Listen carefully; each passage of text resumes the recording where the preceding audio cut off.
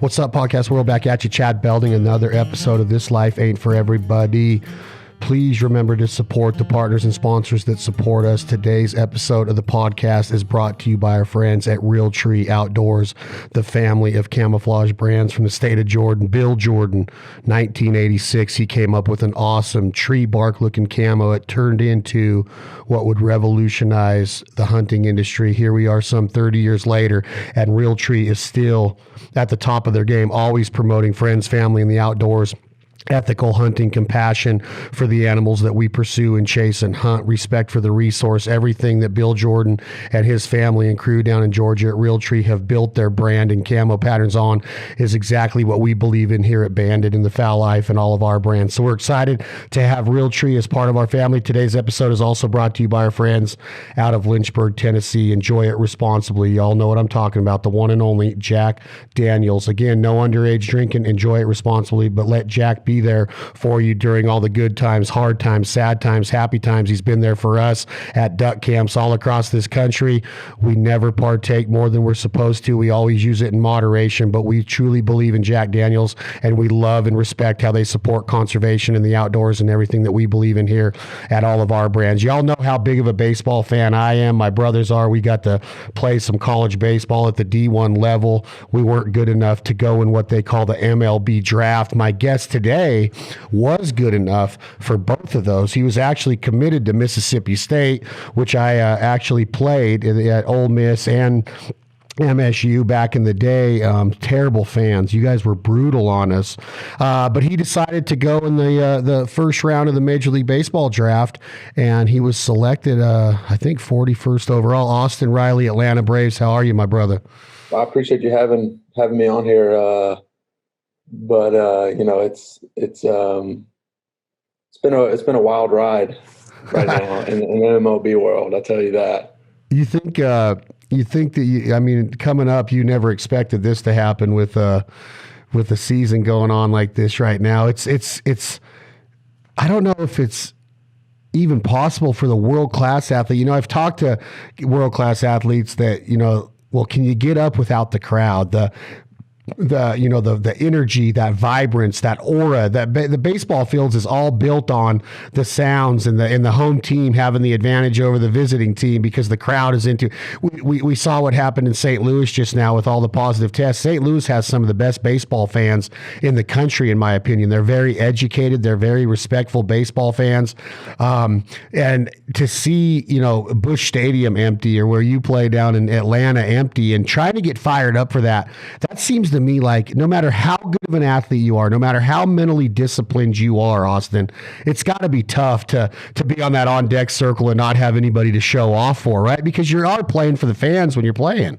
Right. The only reason why we have a job is the fans, and not having anybody, to play for. It's definitely weird and it's different, but, you kind of can only control what you can control and do what you can do. And we're trying to figure out ways to get amped up. The talk around the clubhouse was, we were going to do like bubbles or something in the dugout whenever something happened good, or,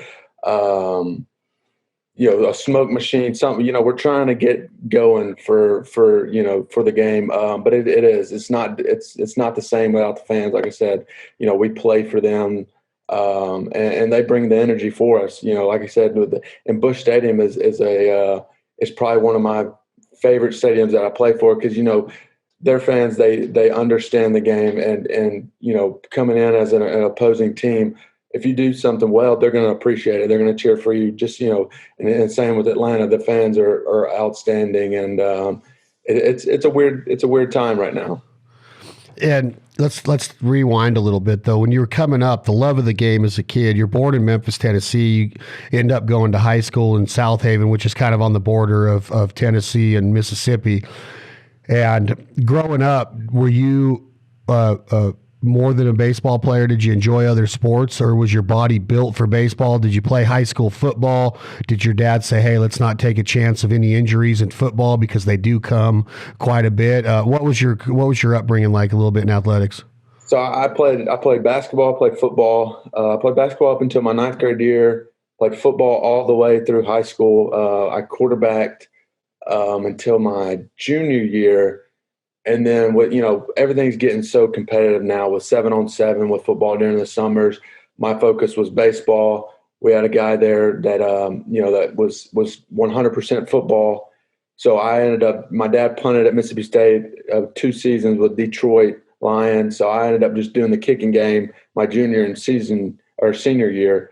But I played it all. And that's what to be honest, I miss Friday Night Lights the most about high school. I know we won a state championship in baseball, but it's something about Friday night, going out there with the boys, playing football that I miss dearly. What was it like on Friday Night Lights for a Mississippi? You hear about Texas and how big the crowds are. Were you sitting there in your locker with your headphones on listening to Hank Sr.? Did you listen to Elvis because you're from Memphis where Graceland is?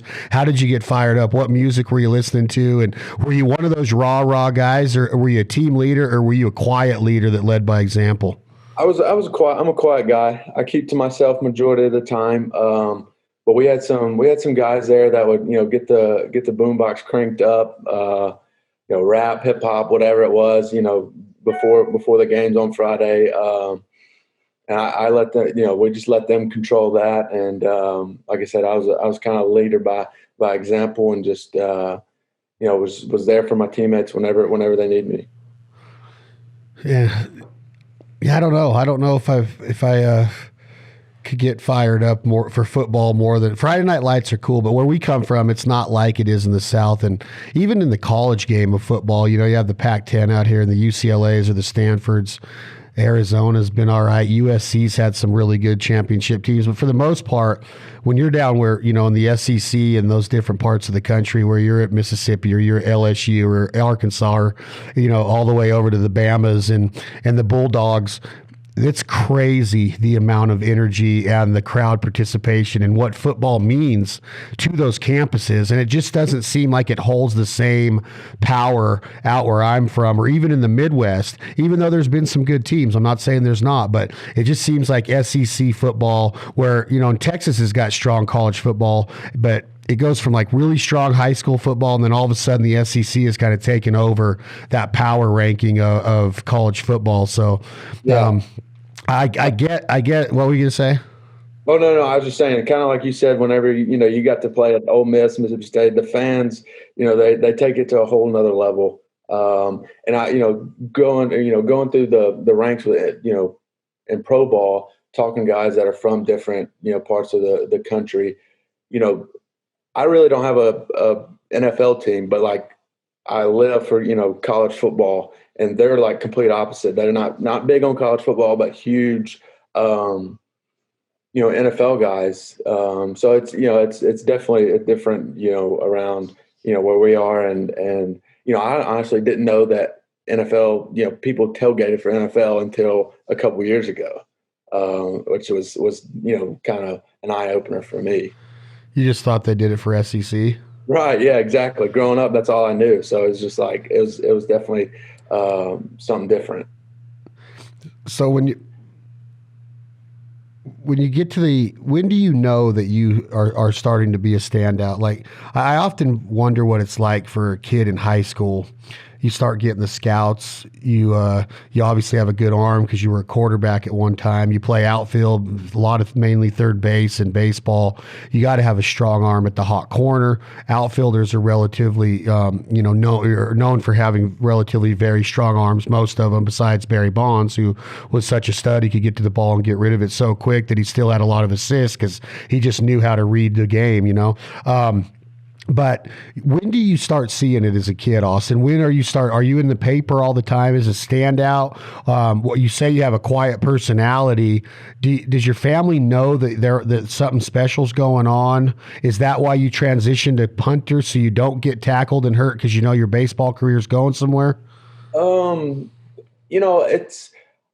I like not to think like that, but at the same time, you kind of have to, I committed to Mississippi State my sophomore year of high school. So I was getting some attention, fairly early. But like kind of what I said is we had a guy there that played quarterback that was 100% football. And he was there for the 7-on-7s all the time. And, he just put in the time. So, he deserved that role to be, the quarterback. And, it just kind of, the cards played out right, or, perfect, to where, I could just punt, but still be a part of the team. And, so I'd say probably my sophomore year of high school, really, I knew that kind of baseball was my direction, and what I, was, needing to pursue. And what were the talents? Were you a 5-tool player at the time? Were you being judged on that criteria, or were you just a small town standout that the local paper was onto you? The coaches loved you. Your family was always in the mix there, or were you really getting told, like, look, we need to start working on this. Your strength and conditioning went to a different level. Your cardio went to a different level, because going from high school to college is one step, but going from high school to rookie ball, and then to A, and then to high A, and then to double A, and then to triple A, and you made the move pretty quick. And now you're hitting big bombs. I've seen some big bombs. I don't know what they've measured at, but you've hit some bombs this year that were like, good night. Where even like the guys on Fox Sports and ESPN are like, holy shit, right? Like, you're hitting some bombs. So like, what are you good at when you're a sophomore that's telling you and your coaches that, hey, maybe we ought to concentrate on this? I actually committed to Mississippi State as a catcher. So then they saw me. I committed as a catcher. I was going to play some third base. That was kind of what they initially told me. Well, then they saw me on the mound, and then so I was like, "We're not going to catch. You're going to be, you're going to throw some innings, and play some third base." So that was kind of my role going into Mississippi State. But I threw the ball better than I hit, in high school. But be honest, I did not like pitching at all. Like, I do not like it whatsoever. So, I was always, really loved the game, playing every day, hitting. So when it comes to draft time, I'm doing my pre-draft workouts. I went to, I think, 4 different big league stadiums my senior year. And they all, I threw maybe one bullpen, for those 4 or 5 teams, but I wanted to hit, in professional league. So I think there was probably like 15 teams, going in the draft that were looking at me as a pitcher, and 2 teams looking at me as a position player. It was the Braves, and I want to say the Cubs were the only 2 teams that wanted me as a position player. And, as a kid, going through high school, I was like, dang, not many people want me as a position player. But, I knew, kind of my work ethic, what I felt like I had. And honestly, I took a chance. I backed out of the draft as a pitcher and only went as a position player. And, I've been very fortunate to have the success that I've had now, and I feel like I hadn't even tapped into my potential, because, I feel like I'm always working on something. So, it's really, it's crazy, because, like I said, a lot of teams wanted me as a pitcher, and very few teams even looked at me as a position player. So I've been very fortunate to be where I'm at now, in my career. So you're saying that part of your psyche is telling you, I'm not a pitcher. Like, I want to go out and I want to either throw people out from the dish. I want to make a diving stop at third base, but I want to hit. I want to hit jacks. I don't want to be DH for. Well, in the National League, if you go to the Cubs or the the Braves, those are the position players. But if, let's say, you go to a National League team, you are hitting for yourself, but very once in a blue moon. Your ego's kind of telling you, man, I don't really want that. So now you're kind of nervous on draft day of who's going to take you. So we ended up having a pre-draft deal worked out before the actual draft happened. So I knew the Braves were, it was a couple, like, they don't really tell you when they're taking you, but you kind of have a deal of like, these are the couple slots that you're going to be picked, and they wanted me as a position player. So I was like, let's do it. But yeah, I absolutely hate pitching. My arm always hurt. In high school, it never felt good. So it took the fun out of the game. Going out there, having to worry about, I'm rubbing down icy hot all the freaking time, trying to scuffle a couple of innings in high school. But as soon as I got to pro ball, stopped pitching, arm never hurt. I was able to enjoy the game a whole lot more. And I think, it's a blessing in disguise, not, taking that chance and not, going as a pitcher. What's your size? What's your size at this time? I'm right now. No, at this time when you're going in the draft. So let's back up a little bit. Junior year, I'm probably 6'3". I was pushing like 260. Like I'd gotten heavy. And because of football? No, because you're done at football. No, I was so in the summers we were traveling all the freaking time. So I was like eating McDonald's, just we were just bouncing from Atlanta to Florida to Hoover. Traveling baseball. Traveling baseball, yeah, that's all. And I just like I didn't watch my diet, just ate whatever, and I blew up. So you're a 17-year-old, 6'3", 260-pound catcher. Yeah, I was good huge. Night. Yeah, I was giant. And so I go out to I was in California at East Coast Pro showcase where I was hitting and doing some pitching there, and a scout came up to me and was like, "Bro," he basically told me I was fat. Like, I mean, he said I was large, just like I was sloppy, and took it to heart. And ended up junior year getting down to like 215. Or no, my senior year, getting down to 215, ended up, taking care of my body. And that kind of was the first step into transitioning into pro ball. So you have a scout come up and kind of ride you a little bit. Doesn't call you fat, but he's calling you everything else to make you know that that's what he's getting at. He's calling me fat. He's calling you fat. You get down to that's a pretty good undertaking right there for a kid that's a senior in high school to go from 260 to 215 to get down there for his senior season. For when the scouts get really serious, the cross checkers are coming to look at you. Are you hiring a nutritionist? Are you hiring personal trainers? Does your family know? Do you know this senior year is getting ready to be really, really special for you? Yeah, I say the biggest thing is my mom helped me a lot. I didn't hire a nutritionist or anything. My mom just kind of, she was my nutritionist. She cooked meals for me for lunch. She was bringing me, protein shakes. And, just like I said, cleaning up the diet 100% was the key to being able to put myself in a position to be more agile, more, just to be more of an athlete, to be a position player. And I think that was a huge factor of for the Braves, taking a chance on me. Has it been hard for you at all, Austin? Like, do you roll past the golden arches and you start salivating like a black lab when the food's being poured into the bowl before it? Right. Is it tough for you? I mean, I go through spurts where, I'll crush some McDonald's late night, but for the most part, I've done a really good job of keeping it down. And like I said, it's my body's my career, my job. So, it's, you gotta take it, you gotta take it very, very, serious and important and make it your number one priority of making sure you stay in shape. So when you're going into this senior year now, what are you experiencing as far as your psyche? Are you nervous?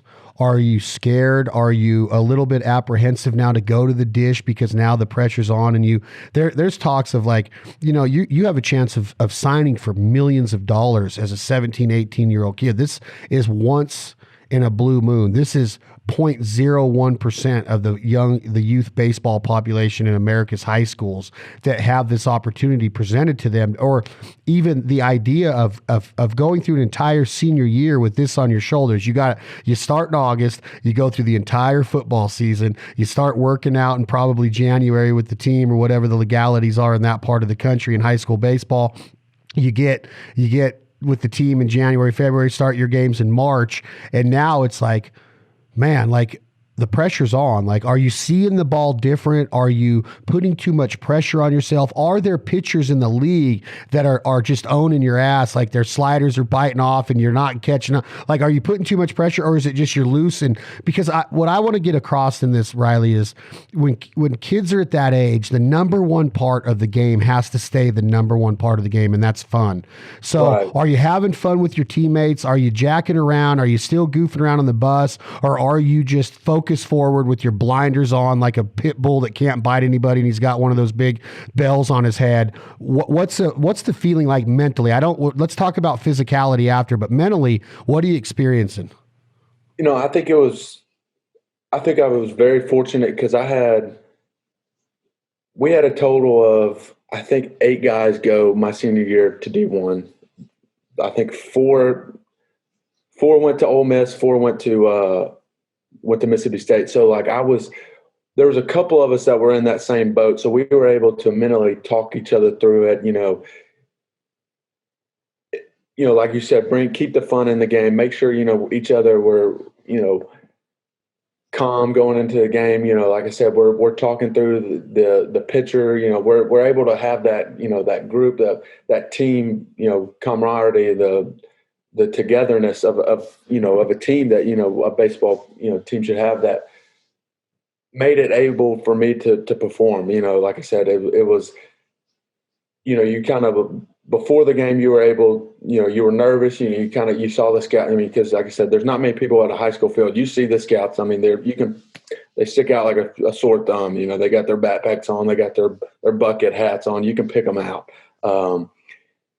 And like I said, having other guys that are going through that same situation with you, that was huge for me, because I could we could talk about it, and it wasn't, I was having to hold it all in and deal with it myself, and I think that was a huge part of it. So how long into the senior season? Because in college, if you go to Ole Miss or Mississippi State, your junior year, you're going to be eligible for the draft after you sign a D1 contract. But in high school, you can't leave high school early to go into the pros. You have to wait until after your senior year. So this is going to be the biggest season of your life, because this could be the difference between $2 million signing bonus to a $25,000 signing bonus. Now this, I hate to talk about money, but when that's on the table and you're 18 and you have a chance to set yourself up for life, figuratively speaking, with a pretty good bank account going on, I know you're not playing for the money, because I can tell by talking to you over the past couple of weeks that that's not your mentality. What is like that first game like? Are you ready? When does the first home run come? When does the first smoke off the bat where you hit it on the sweet part of the bat come? Is it right away and the season just takes off? Were there any slumps? Did you have to bring yourself out of anything, or was the whole season just fire for you? If I can remember correctly, I played pretty consistent all the way through. I didn't have any slumps. My senior year, I can't remember the numbers, exactly. But I think if I remember correctly, I had a really good, senior season. And like I said, it goes kind of back to those guys that are in the same boat. The year before my junior year, we got beat in the state championship, and that was kind of my number one goal. Like, my number one goal is I wanted to win a state championship. The money, you can't say you weren't thinking about it, because every kid, is thinking about it. That's a dream. But for me, it really wasn't I don't think it really sat in that it could happen until I actually got drafted. You think about it and you're like, yeah, it could happen, but until it really does, it's tough to put in perspective of the feeling.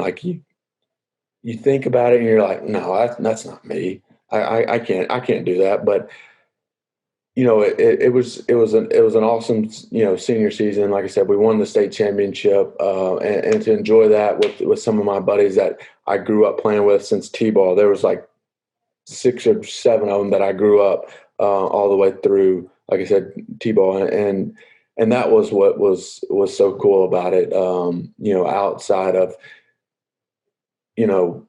worrying about the draft, because I almost backed out of the draft. Like I said, I'm a homebody.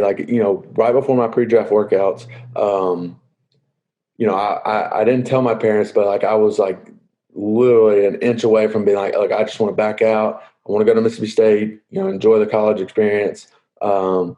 But like I said, I think, if I would have done that, I would have been regretting it the whole way. So a couple things on that comment. The way that you were raised, you have a tight relationship with your parents. Did the money change you at all when you got this signing bonus? Because it's it's pretty strong, dude. For 18-year-old kid, that's more money than probably most of your family members made their entire lives added together. At least my family members, if I added them all together, like that's a good amount of money for an 18-year-old kid. Did you ever change your values? And I know it hasn't been that long ago, but did you ever get arrogant? Did you ever treat people different because now all of a sudden you got money in the bank as a young man? No, I don't think so. I think if anything, it made me appreciate, because growing up we didn't have a whole lot of money, so the value of a dollar was huge, and to be able to get that and right away, got in with once I signed with my agency, got it with an investment and started investing in it, the right way and put together a plan to make sure, down the road that everything is gonna be okay. That was, the number one goal, and to give credit to my parents for kind of making me do that, making me make the right decisions. Because like I said, it's a lot of money for an 18-year-old.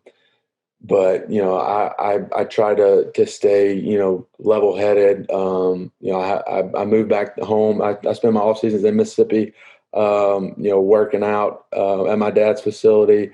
I go back to my high school every now and then and help with camps and stuff. So I try to. A lot of people have helped me get to where I am right now, and that's the ultimate sacrifices that they made. So anything I can do to give back, I try to. So going back to what you just said a second ago with the college life and almost backing out of the draft, you talk to guys like Tyler Jordan, who went to college in Mississippi, your friends that came out of your high school in South Haven and signed with Ole Miss or Mississippi State. Do you try to sneak down there and go to a college party? Are they telling you that you're missing out on the campus life? I know that you're married, I think now, but have you ever felt like, damn it, I missed a big part? Because you can't go back. Now you can go back when you're 40 and get your degree if you want, but you're not going to go back and live the Revenge of the Nerds college campus life kind of deal where it's party night and waking up late and hard to get to class. And all right, do you regret it at all? Obviously, you're a major leaguer, so it's going to be hard to say, yeah, I do. But have you felt like you missed something not being able to go to college and live that campus life? No. So my wife now she went to Mississippi State, and we dated, while she was at college. So I spent my off season, my first 2 years at Mississippi State, working out with the team. So I got to experience the college life without the school. So, and to me, I got the best of both worlds. That's cool. So I got to, spend the off season, there working out.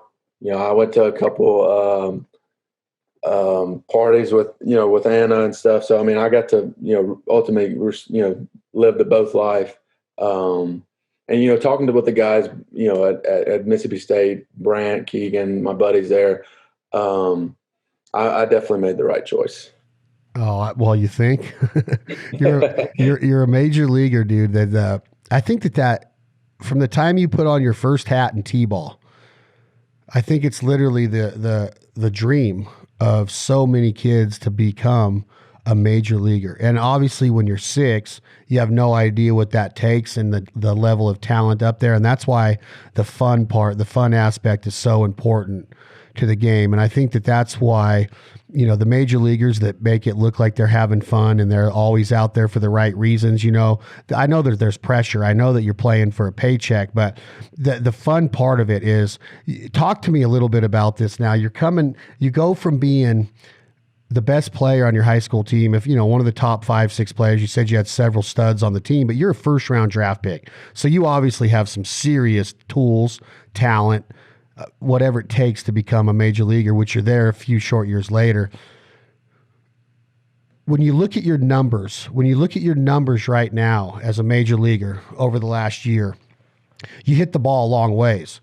What are you having a hard time with? What are you working at? What is your psyche like right now of not being able to hit 400 like you did in high school and just tear up every pitcher coming in? Because now you're facing the best of the best. I mean, you're going from you might face Kershaw one day to Scherzer the next, and like this is the best baseball players in the world.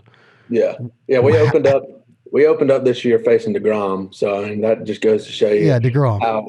stay, be ready quick. That dude is like a superhero on the mound, right? I mean, the dude just throws freaking BBs. I saw the first opening day, I saw 6 sliders from him in a row at 94 miles an hour. So like, it's a whole different level. But the biggest thing that I'm having troubles with right now is just being consistent. You always hear guys get to the big leagues, but can they stay there? And the ultimate factor of that is being consistent. And that's what I'm working on right now. And being consistent with everything you do with your routine, your approach up at the plate. Can you put up together a plan that can go out there and execute it against a Kershaw, against a Max Scherzer, against the top of the line guys every day. That's what I'm working on, and that's honestly I'll be honest, I'm struggling with. It's just finding my mechanics with my swing, with my path, and just being more consistent every day. Because like I said, it's 162 games. It's every day. It gets monotonous. But the good ones can, like you said, keep it fun day in and day out, and work through that. When you start talking about the word mechanics in sports, and people probably get tired of hearing me on this podcast talk about my opinion on athletes, worldwide athletes, and hands down, 100%. There's not even an argument in my book, and I'm not trying to sound ignorant, Austin Riley. I'm just stating an opinion. Baseball players are 100% the best athletes on earth. And I truly believe this. I've talked to several major leaguers about it. I've talked to several people in my industry of why I feel that way, of when you start talking about mechanics and what it takes to hit a baseball. Are you getting your momentum and your weight shifted back? What is your weight distribution like? What's your balance like? What's your hips like? What's your backside turn like? Are you getting out on your front foot? Are you losing your balance and you're out on your front foot and you're hitting the ball when it's not even in the hitting zone yet? You're not letting the ball get deep enough. Are you recognizing the pitches? Is it a fastball? Is it a 2-seam? Is it a 4-seam? Is it a slider? Are you seeing the dot on the slider? Is it a curveball? Is it a freaking changeup? If DeGrom goes from 101 with the fastball with the same arm action, he hits you with an 84-mile-an-hour change up and you're freaking swinging, like it's a fastball because his arm action is the exact same. I'm trying to paint a picture in people's head of like how many things can go wrong just with the swing part of it. That's not even the mental part of it. That's not the taking it out on defense and trying to stop a ground ball going 200 miles an hour off of freaking, somebody's bat that's coming down at you at third base. Baseball players have this ability to have the mechanics to be able to do all these sports. You can throw a football. You can run a pattern and catch a football. You can jump in a pool and swim laps like you're on the Olympic team, maybe not as fast. You could play ping pong with your eye-hand coordination. You could probably go to a bowling alley and bowl 200. Mookie Betts bowled a 300.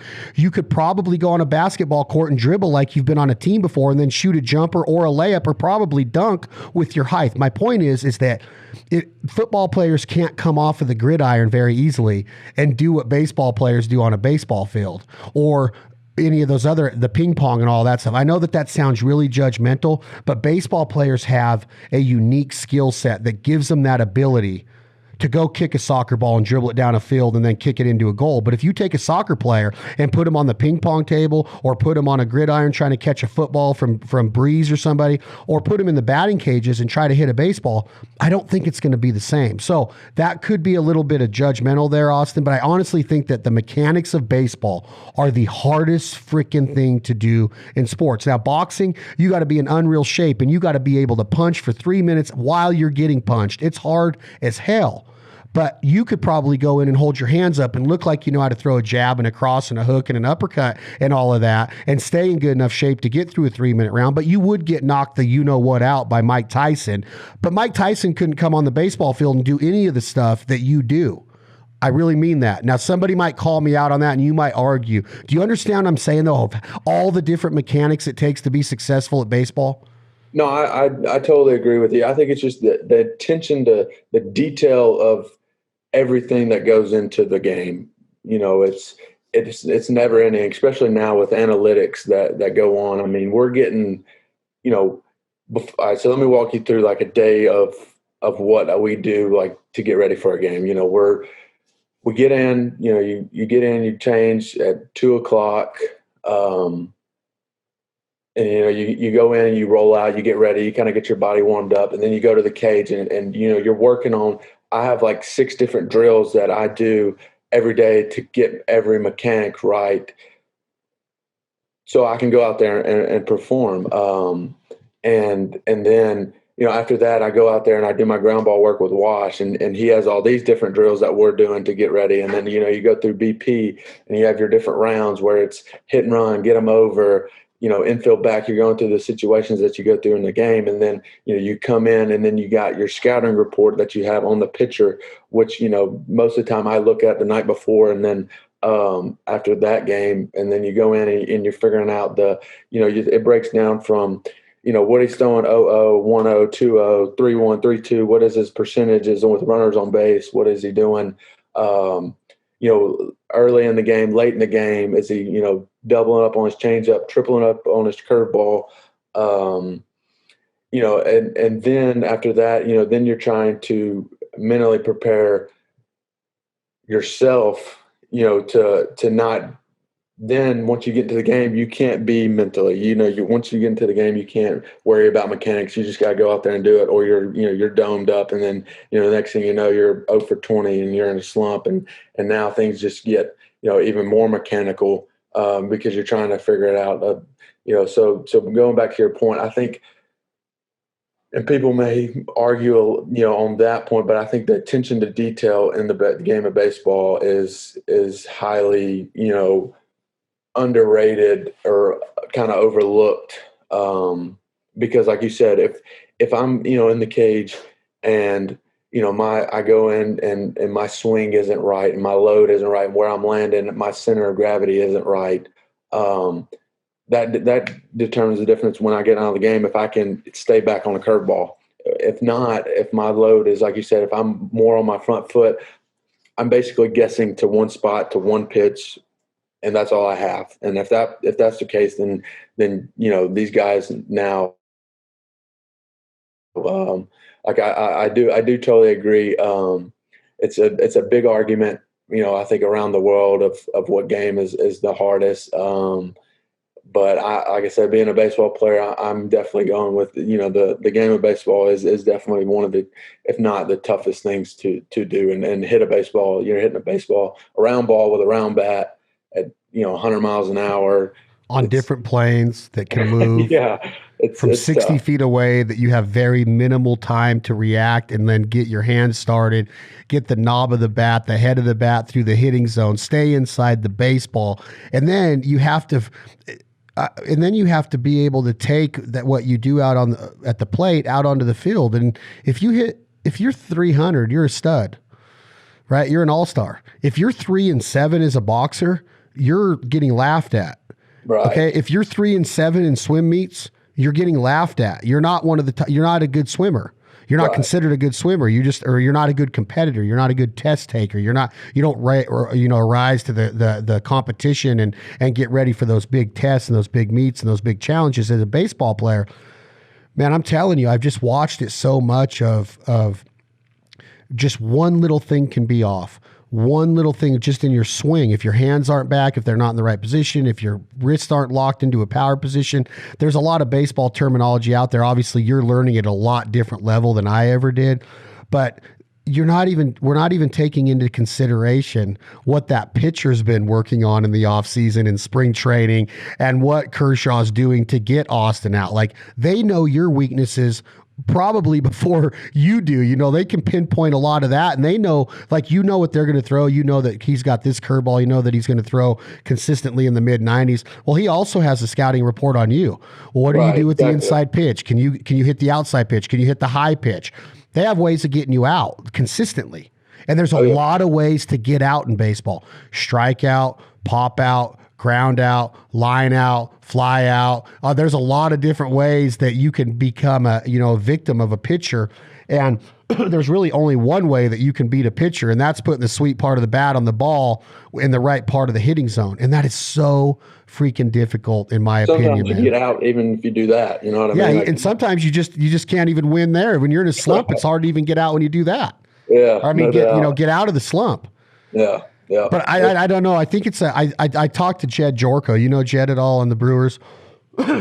I've heard the name, but I don't know him. Great dude, deer hunter, just a great guy. We have a huge competitive smack talking deal going right now with grilling, who can grill better. He thinks he's really good at cornhole. He does these trick cornhole shots in his basement on his cornhole boards, and then so we're competing with him on that. So, but I had the same discussion with him about just if you took a bunch of athletic events of baseball and football and basketball and swimming and ping pong and bowling and tennis and all of the different sports there are, and you took the top player off of every major league team, every NFL team, every NBA team, every top swimmer, and you put them in this like Olympic style deal where they had to go through and do the swimming and catch the football and throw the football and dribble the basketball and shoot the basketball and hit the baseball and field the baseball, a pop fly, a ground ball. You had to use a ping pong paddle and rally, volley back and forth. You had to go play volleyball and be able to spike and set and bump and do all the things they do. I think baseball players are going to come out victorious as winning most of those athletic events because of the mechanics it takes to be successful. Now, I know I would get, a lot of feedback on that as far as like, you're crazy. It's so much harder to be a football player because you're getting tackled and you're running fast. I'm not taking anything away from that. I couldn't go onto the football field and take a handoff like Bo Jackson or Christian Okoye did and hit the gap and then have Howie Long or worse than that, Ronnie Lott fill the hole and just rip my head off. I couldn't do that consistently. No. But I could go out there and have the right mechanics to take the ball, stutter step, jab step, get into the hole, try to beat somebody to the outside and get it down the line. I could have the ability to fill that gap and make that tackle. Not as good as a football player. I'm just saying that if we went into that event and I had to go hit a bag or catch a football, I could do that better than I think most football players could come in and hit a baseball. Now, I'm not trying to make that personal about me. I'm just saying baseball players in general. Yeah, I totally agree. Like you said, football players are totally different animals. Those guys are freaks. They got a gift to be able to be that athletic and strong to just take a beating every day. But like you said, I think the attention to detail of how much mechanics go on into baseball, that I do agree with you that baseball players would be able to adjust to the football, to the basketball, to whatever it was, just because, like you said, we're constantly adjusting pitch by pitch in a game. Like I said, if it's so much of a feel thing, I'm facing, Max Scherzer and he's busting me in with a first pitch fastball inside, then I'm thinking, what's his next pitch? Do I need to, change my approach to look out over the plate? Do I need to, you're always changing, pitch to pitch, in a game of baseball.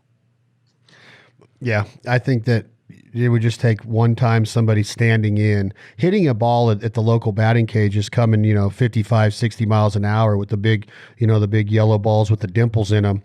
Doing that as opposed to going to a batting machine that's throwing at 85, has a little bit of movement on it, throwing real baseballs. Now you take that to the level of a pitcher that it can dictate what he's going to do with the ball. It's almost impossible to hit a fastball with a round bat at 60 feet, 6 inches. And I'm not saying that scientifically I'm just saying that it's almost impossible when you stand in there and you see how hard it is to react to that and how little minuscule time you have. That's when you get the clear picture of what you guys are doing on an everyday basis, that holy smokes, man. When you're doing it in farm and little league, it's not this, it's coming out. You got a lot more time to react. High school, you got a lot more time to react. Now, as you move up and you become more mature in your baseball career, and the pitchers do too, it gets harder and harder and harder. That's why there's so many less major leaguers than there are high school baseball players, right? The proof is in the pudding. Like, it's very hard to make any pro sport. I don't want to take anything away from any pro athlete. They're all badasses. They're all stud athletes. They all deserve to making the living they are. I'm just simply saying baseball players have this unique skill set that when you said the word mechanics, I think about how many head games I would play with myself, how superstitious I was of the pine tar or biting my sleeve like Matt Williams did back when he played for the Giants, or how many times I had to tug on my stirrups, or how many times I had to tug on my wristbands, and I had to have my wristbands faced in the right position. It was crazy the mind games you start playing on yourself when you do something right. You're like, all right, I got to mimic that. I got to emulate that every time. And then you go up there the next 5 at-bats and you just look like a fool. And now you got to figure out, what am I going to do tomorrow? How do I come back out tomorrow after I just failed that many times? I just went 0 for 4 with 2 Ks, a pop-up. How am I going to come back from this? You got to do that 162 times a year, which is almost a full year. That's more than half a year. You know, I mean, a little bit less than half a year, but you got to do that a lot in baseball. The season is long. You're going to fail a lot. Now, how do you come back from that failure? Here's where mom and dad and coming up in life and your coaching and your friends and your wife and everything this is where all of they come in. Your upbringing comes in. Do you have the mental stability to get through this? Because it's not easy. Right. No, I totally agree. Like you said, it's constant a game of adjustments. You're always, switching this, switching that. One day, I swear to you, it's like you go 3 for 4. Like I said, when I came up last year, I was red hot making my debut. I was off. I was like, oh yeah, this game I got this in the bag. I'm gonna be here for a long time. And then, 2 weeks later, I hit a slump like no other. I'm like, oh, I'm gonna have to go put my application in at Walmart because I'm gonna be working at Walmart tomorrow. Because like it's just like you think you figure it out, and then the next day it just knocks you right in the teeth. And that's what I said. I think the good ones that can play, the Mike Trouts, the Barry Bonds, the ones that day in and day out are so good. Is just I think their mental game is so strong, and they're such in a good place that like I call it a roller coaster. The roller coaster, if you can keep it as level as you can, mentally, don't get too high, don't get too low. That's the best approach of going about it and staying and ultimately staying consistent, and that's what what you want as a big leaguer. Consistency is everything, no doubt. Have you been sent down since you got called up?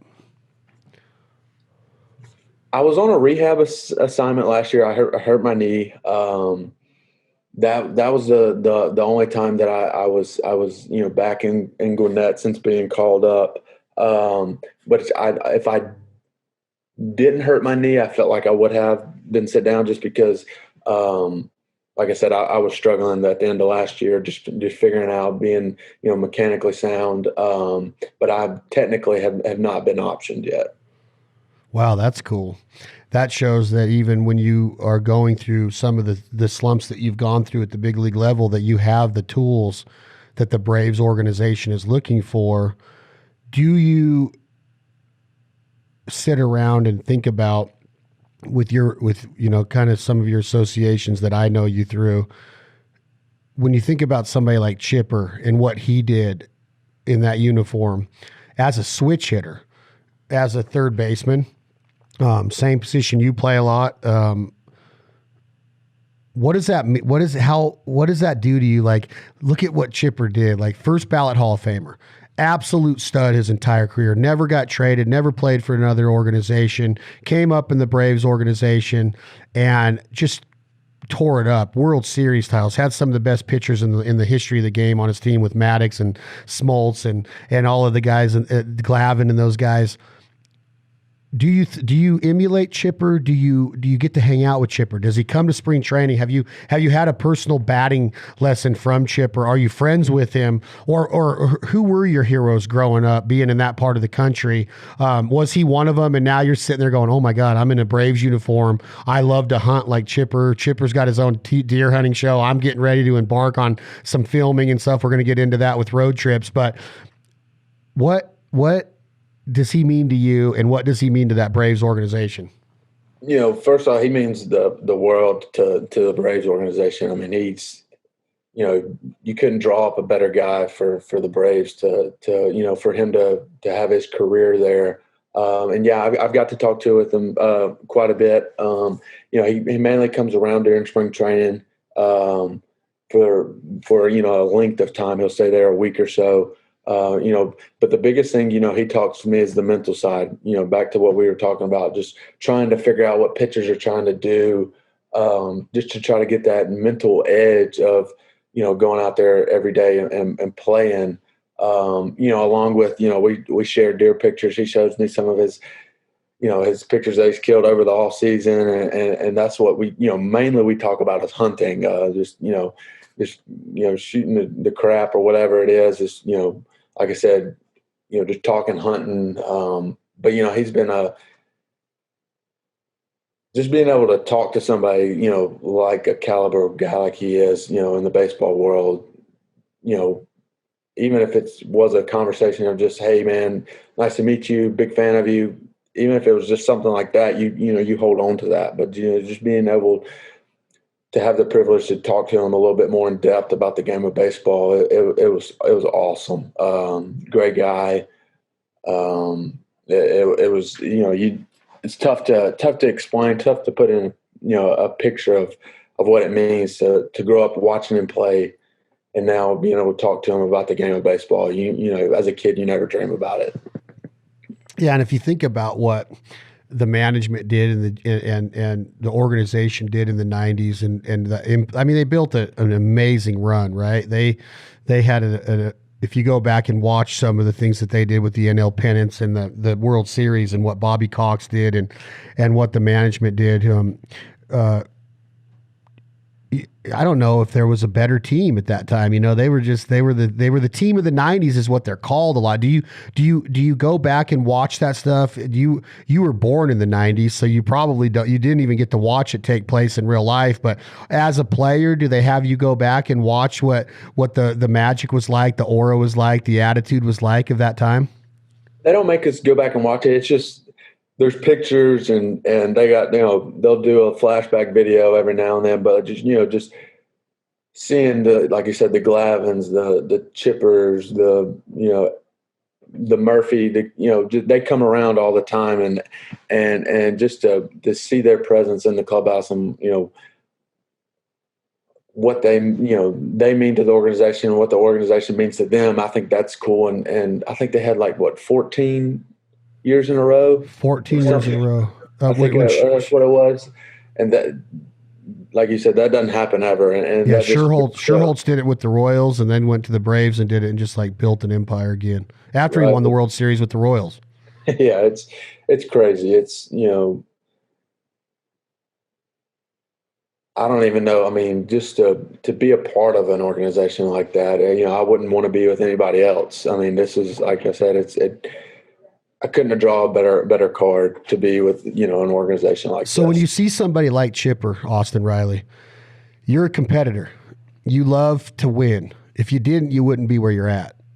I'm not saying that winning isn't the only thing or everything and the only thing and how the sayings go, but it's a big part of the game. When you win, you get paid, you get longevity, you get bigger contracts, you get the seats full, you get merchandise bought, you get more beers bought, the parking spots are full, the organization is making a ton of money. If you're not winning, you might have a very loyal fan base that's still doing that, but that's few and far between. You have to win. This year, that's totally different. This year's not even in the radar on that, but when you see somebody like Chipper personally, or somebody that you looked up to as a guy, whether it was Jeter or whoever your guys were that you watched. Me, it was George Brett. It was Bo Jackson. It was Barry Bonds, Bobby Bonilla, Mike Schmidt. I'm older than you. I grew up in the 80s, so I was watching a different obviously era of baseball than you are right now. But do you just want a career? Are you happy? Do you think about, man, what if I do become an HOFer? What if I do become the franchise player, the team guy? What am I going to do if I get a big extension and a big contract? I'm not trying to make you think about money, but are you that competitive where when you see a career like Chipper Jones laid down, because he came out the same way you did, stand out in American baseball, freaking went to all the clubs, Baseball America's #1 ranked player in the country, switch hitter. But when he first started, he didn't know that he was going to have that career. When you see a career like that, Are you building towards that? Are you dreaming of that? Or are you one of those guys that's just, hey, I'm fine right here, making the money I am. I would just want to stay here. Or are you trying to reach for the stars and become a Hall of Famer and become one of the best players in the history of the game? I think if you ask any baseball player, they want to be a Hall of Famer. They want to win. Obviously, I want to win a World Series. That's the ultimate goal. Is win I want a couple rings on my finger. So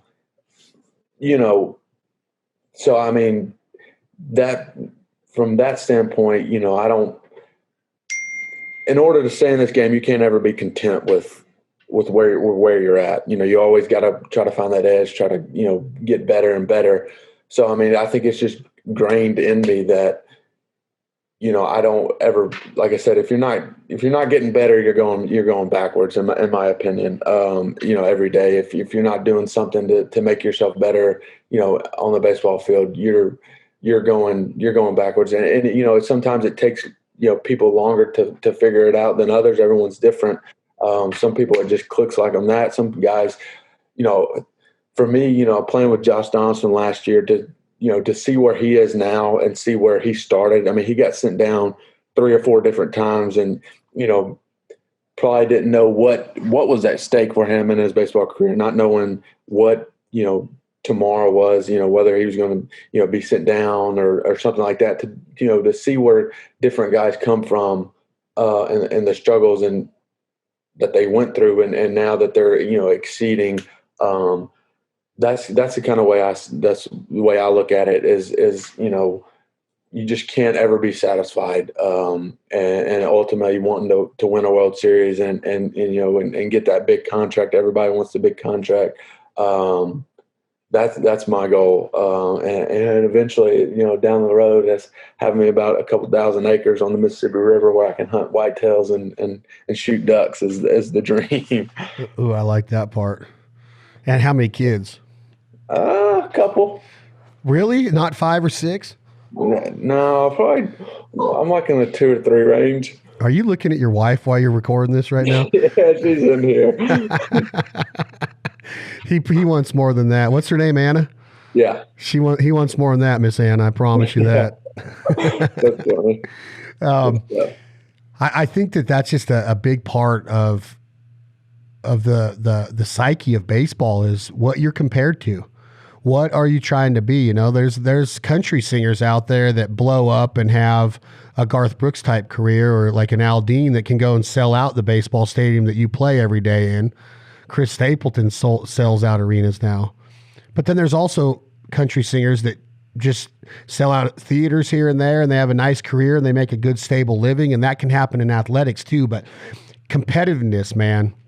Country music is an art. Playing baseball can be considered an art, but the competition part of it, you can be competitive in country music, but you can only be judged by your peers, like to win a CMA award or whatever. In baseball, if you don't hit the ball 3 out of 10 times on the nails and have a career like that, you're not going to have a long career or get paid a lot of money. You could become a player that stays pretty even and pretty, just balanced throughout his career. But to be a standout, it takes something different, man. You got to have, like you say, Donaldson, that dude turned into a machine when he was in Toronto and wins the MVP. Did they win the Worlds? Did they win the World Championship? No, they did not. But he won the MVP. Right, and now all of a sudden you got this like mystique of who in the heck is Josh Donaldson with his bandana tied around his head and his mullet hanging, like his little half mullet hanging out, and just throwing rockets and peas across the field to get people out, making awesome plays in the infield, and then doing what he did at the plate. Like, he became a stud. And that shows you that you have to have something different to pull yourself up out of this deal, because you are going to fail so much. And that's a big time thing in life, man. Whether it's relationships, whether it's jobs and job security and entrepreneurial spirit, running a business, becoming an employee, raising a family, having friendships, balancing all of these, having all of these balls in the air and being able to juggle them. Now you go back to what a baseball player has to do on the field. I'm not trying to make it drama. It's not drama. It's fun. But it can only be fun if you're not 0 for 30. When you're 0 for 30, When you're 0 for 30 and you're breaking bats and getting sawed off and striking out, it ain't fun. I don't care what any baseball player tells me. That's not fun, right? Not at all. You're not going to you might treat Miss Anna the same way that you do. You're balanced there and you might not take your game home with you, but you are not treating yourself the same. When you're going 4 for 5 and you're going 0 for 5, you're not treating yourself the same. You're beating yourself up. It's natural. Right. It's natural in life. You got to figure out how to do that. How do you get through the ups and downs? How do you go from being 18 to now you're 23, 24, and you might fail a bunch of times on the baseball field, but how do you attribute that to life, Austin Riley, and say, all right, there's going to be ups and downs in everything that we do. There's going to be times where you and Anna might face adversity that you're going to have to freaking pick each other up and come out of it. This is the importance of athletics and competitiveness and being in an organization like you are right now and what the life lessons you are learning, because you're learning how to live, because you're learning how to deal with adversity. It's up to you how you take it to the next level and the next steps of your career. Are you going to become an all-star? Are you going to become a standout, a Hall of Famer? Are you going to become somebody that gets to buy that huge ranch or that huge farm down in the Mississippi Delta around Greensville and gets big whitetails coming out on his stands and mallard ducks and his flooded corn or his flooded beans or off of the Mississippi River, whatever you're trying to achieve in life? You got to set goals. You got to stay the course. There's going to be these holes that you're going to fall into. And how do you pick yourself up out of those? I think baseball teaches us so much about who we are as a person. And you mentioned how Donaldson, persevered and came out of that when he easily could have quit. There's been guys that go down to the minors 4 times and just say, man, I can't ride this bus anymore. I can't be here anymore. I'm not going to go to, play in front of this small town crowd anymore. Once you get that taste of the major leagues, I think that you're learning a lot of life lessons that every kid, whether they make it to the show or not, needs to understand that baseball is teaching you way more than you think at the time that you're playing it. And when it's gone, you miss it so bad. When I walk into a yard or I turn on the TV, which I haven't been self-admittingly much this season, I'm not really jiving with what's going on with the baseball season right now, but man, it's just unbelievable to be a baseball player. And when it's gone, you miss it so much. So what you're doing, you got to take advantage of that. And I think you got a good head on your shoulders to get there. But even when you're done playing, man, life is going to keep throwing curveballs and sliders and fastballs at you. And you're going to have to react. You're going to have to balance. You're going to have to juggle. You're going to have to be like, oh my gosh, do I invest this? Do I do this? What about my family? What about their security? What am I going to do? Am I going to take this vacation or buy this refrigerator? That's all what baseball's teaching you to do right now. Right. Just it's a game of adjustments. Same with life. It's, you're always adjusting day to day. And I've learned more, in baseball than I ever did in high school, or I think I ever would have in college, is, just the life lessons of, paying bills, write a check, making sure, your own place is on time. Just, the little things that, you never even thought about, when you were, in high school or college. It definitely, changes you for the better. And baseball has brought me, a lot of great friendships, memories, and I, in my short career of baseball, and hopefully, it's a lot longer than it is, as of right now. But I'm so thankful for the game of baseball, and I wouldn't have changed it any other way. No, and I think that you have a great head on your shoulders, and I think that you look at life and baseball the right way of staying grounded. And I guarantee you that your mom and dad aren't going to let you ever not be rooted or grounded. It's just I could tell by talking to you that your dad would say, "Look, son, sit down. We're going to have a little bit of a talk right here." He's not going to let you get out of your shoes, is he? No, he's not. He was, growing up, with all the success that I had in high school and summer ball and stuff, he rarely told me, good job, that a boy, just, gave me that big head. He was always, let's get better. Let's get better. He calls me every day and asks if I've done my forearm workouts every single day. Hey, did you do your forearm workouts today? Have you stretched? Have you, just the little things that has gone into it. It's pretty cool to see him. Like I said, he keeps me humble. Mom's my biggest critiquer. She'll call me if I 0 for 3 game with 3 strikeouts. Well, you not a very good one today. That one sucked. They keep me humble, and And like I said, the game the game can be taken from you, tomorrow with an injury. Like you saw. I hate to see it, Mike Soroka last night with the Achilles tendon. That he's the hardest worker, so particular about his work ethics and stuff. You hate to see that from a guy like that. I can't imagine injury is a big part of it. And the people look at, again, going back to all the other sports, there's so many injuries in baseball and things that can go wrong to put you on the 15 or the 30 day or the, out for a season. Whether it's an Achilles or a tendon or a throwing injury or whatever. But take me back real quick before we transition. I know you're busy and you got, who do y'all play tonight? We have the Blue Jays tonight. Blue Jay. Oh, yeah. So American National League game. Yep. American League East against the NL East. Who's on the bump for him? Oh, I'm gonna be honest, I don't know.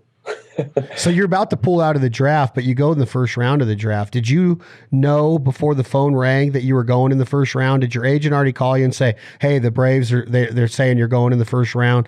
Or are you sitting in the living room with mom and dad? You got some sweet tea there. Is Anna sitting there with you? Or you got a bunch of your buddies around? You got your dog sitting there. I'm painting this picture. You probably got maybe some jeans on with some cowboy boots, or it might be summertime because it's June, so your flip flops and shorts with a tank top on, showing off your pipe, sun's out, guns out kind of attitude. Are you fired up and excited for this day? Where are you at? Paint the picture, because this phone call is getting ready to change Austin Riley's life. Yeah. So Anna, I actually told her, I was like, you want to come over? This was like when we were super fresh. I was like, yeah, we're having like a little get together. I don't even think I told her I was getting drafted. I was just like, it's a draft party. We're coming over. She had no really clue. Oh, wow. You talk about the ultimate way to get a chick to be like, wow, man, no way. That's really, wow. Way to set it up, Austin. I set it up perfect, didn't I? But no, I had probably 20 people over. Like I said, I knew I was getting taken, later in the first round. They had 3 picks that year. I didn't know if it was going to be the second or the third. It ended up being the third one. But it was because like the draft day, it was, like I said, it was 41st. From the 1st to the 41st, it felt like eternity. 10 years. Yes, it felt like it took forever. We ended up, me, Anna, and a buddy of mine and his girlfriend ended up sneaking out, going to get some ice cream just because it took forever, and ended up coming back and was back on time for the call. But once I got the call, it was hectic. I don't even remember who I talked to that called me from the Braves. I know 2 people called me. They were like, "How quick can you be out here?" I was like, I don't know. Let me call my agent. I ended up calling my agent. I think I was out draft day. A week later, I was in Florida, starting my professional career. God dang it, man. So it was nuts. So does mom jump up and give you a high five, or does her and dad just sit there and just be like, "Well, son, you better make sure that you pack your underwear, They were excited. Like I said, mom and dad have done so much for me. I wouldn't be here if it weren't for them. Mom driving all the long hours, on the road trip, dad all the time in the cage and stuff. So it was a big moment for them too. We just gave them a big hug, told them I loved them. Thanks for everything. It meant the world to them, as much as it meant to me. How did it feel that first time that you told the sports media person or the head of the Braves that handles comps, when you said, "Hey, I need 2 tickets for tonight's game," and you put mom and dad's name down on that list and Anna's name, and they're coming to your first big league game? Was that feeling unbelievable to be, to go to the SID and the sports information director, whatever they call? What's the name of that guy in the major leagues? The team secretary? Travel secretary. Yeah, so you go to the travel secretary. How did that make you feel when this happens for the first time? They actually have everything, is on technology. So they had a computer there. So I just went in and typed in. I had like 40 people there. Tyler Jordan and them were there too. So it was cool, to actually, hit my first hit was a home run, my second at bat, and they kept showing it throughout the season. But I hit it. I was round, second, And I think they put the camera on Dad on live screen, and he like spilt his beer, like ended up throwing it like all the way across the concourse. It was sick. How awesome is that, man? I hope that your dad or mom or somebody's got that recorded. Or did the Braves send you that tape? Or Yeah, it's all over media, so we have it. It's back, they got it. you got it on your phone? Yeah, yeah. Will you text it to me when we get off? Yeah, I will for sure. Yeah, I want to use that. That's freaking awesome. So Yeah, you mentioned Tyler again. How cool of a guy is Tyler Jordan? he's awesome. He's a huge Braves fan. That's how we met. Being able to go, hunt, a few hunts with him, and the time that we've known each other. Such a super down to earth guy. Unfortunately, he's an Ole Miss fan. I'm a Mississippi State guy, so we don't let that interfere with our friendship too much. But no, he's awesome. I can't say enough good things about him. It's been a pleasure to get to know him, and looking forward to this hunting season. I know I'm going to Nebraska for sure. We talked about Texas. Not sure if that's a lock yet, but we got some trips planned up this year. Well, I've been talking to him. You two are going to come out to California with me to do a little. Well, let's tell everybody. You guys are going to take road trips digital. It's going to go. Michael and those guys are going to concentrate on Bone Collector. You're going to be a co-host with Tyler of Real Tree Road Trips now. Is this right? Right, correct. Aren't you going to get nervous on camera? You've never been on camera before. No, I've had a little experience. 2 years ago, I went to their place, and that was my first time on camera, and I was pretty sure I was very awkward. Just didn't know what to Aren't you interviewed by news guys all the time? Yeah, but you kind of get in a routine of kind of the questions they ask you. Like it's pretty similar. You kind of got in your head of what you're going to say. But when you're in the deer stand and he turns the camera on, and you're like, "All right, give us an update." I'm just like, the curveball was, the arrow was, I couldn't get it knocked. The deer walked in, all those weird noises that deer hunters make. Yeah, the Jordans, I've been with Realtree since 2000 or 2001. And man, you talk about a revolutionary company that just doesn't, like, Bill doesn't stop. And now, they're getting ready to introduce another new pattern to the market. And I was down there in Georgia at the Edge event in 2017 when Edge is an amazing pattern for the deer woods, and then Timber is an amazing pattern for everything. I wear it all the time. I think it's amazing. But yeah, Tyler's just really down to earth, and you talk about somebody that grew up in the thick of it, man. Like that dude was like 5 years old. He was on Realtree Outdoors. He was on Monster Bucks. He was on commercials for Realtree when he was in high school, and they emulated him and his buddies John of missing the being late for school because they were in the turkey woods or the deer woods. Like right. Tyler's lived that life. He's been around celebrities his whole life. He's been around the Earnhardts. He's been around the Chippers. He's been around all the country music stars and the baseball stars and the military and everything that Realtree means to the outdoors. And he's so humble and just so gracious and always, just down to earth. That's the way that's all about the upbringing. That's all about the way people are raised. You know what I mean? Right. No, I totally agree. Like I said, it could have been very easy for him to get that big head and been arrogant, just kind of, I'm Tyler Durden kind of thing. But no, he's the complete opposite. Will do anything for you. Our trip to Nebraska last year, we ended up driving through the night to get back because I had to be at a tailgate for Saturday on the football game. So he'll do anything, for you. And like you said, it goes to show what Bill has done, with him and for the company. Because I drove back from the second trip from Nebraska last year. I drove back because I had two deer in the back. I didn't want them to get messed up on the plane, so I drove. And Bill FaceTimed me the day after, just made sure I got home. And for him to do that was kind of cool and meant a lot, and just shows what Realtree's about. Like you said, it's family, friends, and the great outdoors, and families first, and friends, and they do it the right way. They really do.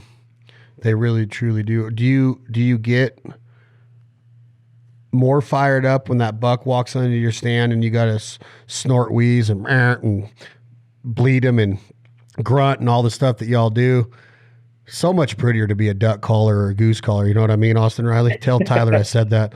All But right, I will. do you get, man, when I had whitetail walk underneath me, I almost fell out of the tree stand. Thank God for harnesses, and everybody should be wearing their harness no matter how experienced you are in the woods. That's a PSA, public service announcement from Austin Riley. You agree, right, Austin? Always hook in, right? Always. Always. Lifelines, nowadays with lifelines, you should never be detached from the tree. Never.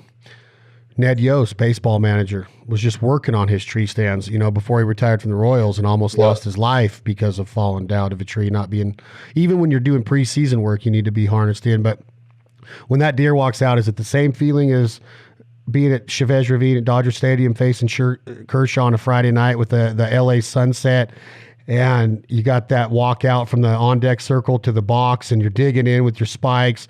Is that the same feeling when that 160 or that 145 walks out, and you got to get your composure and get your breathing down and get your equilibrium right and get it drawn back and make sure the cameraman's on it and there's not enough camera light, don't shoot yet, and you just want to turn around and punch the camera guy because you're like, no, man, I want to kill this deer. Is it the same feeling of just that anticipation part and that adrenaline rush? It's pretty dang close. I mean, just the adrenaline, especially the first at bat. You get up there, and sometimes I get the shakes. Having to calm myself down in the box, just to that, just like you said, the adrenaline rush. Just you can't control it. It's pretty similar to to being up 15, 20 feet up in a tree stand. With a big old buck 10, 15 yards from you. Oh, there's no doubt.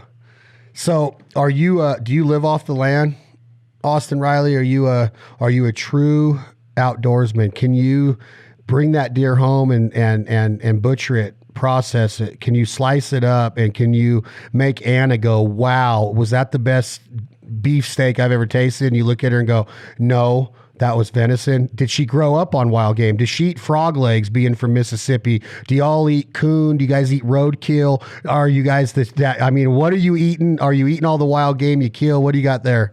I am. She's not. She does What? not like the deer, the duck. I've mixed it in once or twice, and she's kind of caught hen on it. That means you're not cooking it right, Austin. No, I need to step up my game. But no, I love deer roll-ups, duck gumbo. My grandmother makes some of the best duck gumbo ever. Oh, I love duck gumbo. So I definitely enjoy. My brother-in-law, we do deer jerky every year. So we're definitely living off the land. I told Anna, I said, we're going to be all right in this quarantine. I said, I can go kill us a deer if I absolutely need to. And she's like, I'll starve to death before I eat that deer. Right, for sure. I could just hear it. Does she talk with that drawl like that? I'll starve to death if you make me try to eat that deer. I could just hear her going. She's giving you bad looks right now. Is she really? Ann, I'm kidding, Miss Ann. I apologize.